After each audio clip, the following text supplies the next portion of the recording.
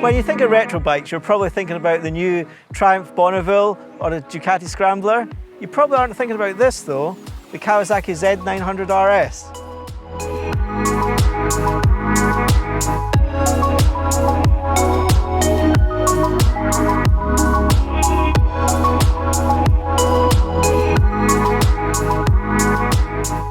Now I'm going to make a really bold statement here, and I'm going to say that this is the most authentic retro bike on the market today. I know what you're thinking, but it's true, in my opinion anyway.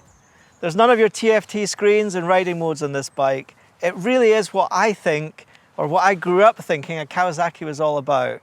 As far as we're concerned here, Kawasaki came to prominence in the 1970s.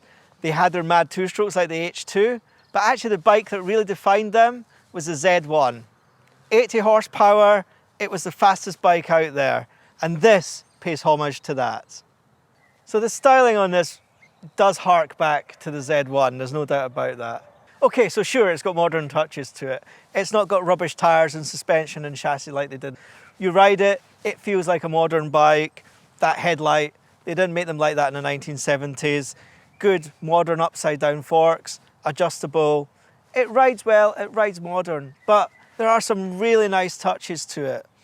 That paint, the candy green and yellow paint, I think looks amazing. And the sound, that's the thing that got me. You start it up and it's got a lovely bark, a lovely burble to it.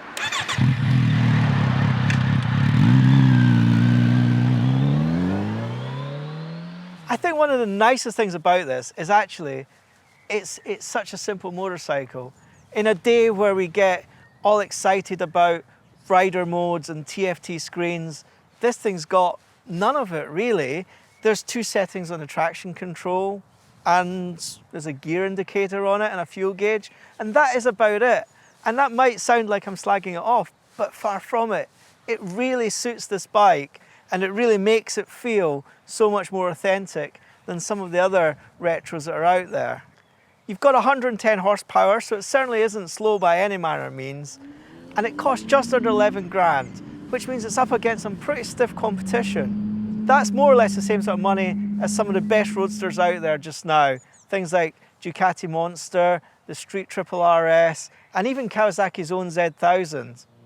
So if you are thinking about getting a retro, and you want something that's just simple and reminds you of the joy of motorcycling, the Z900RS is definitely worth considering.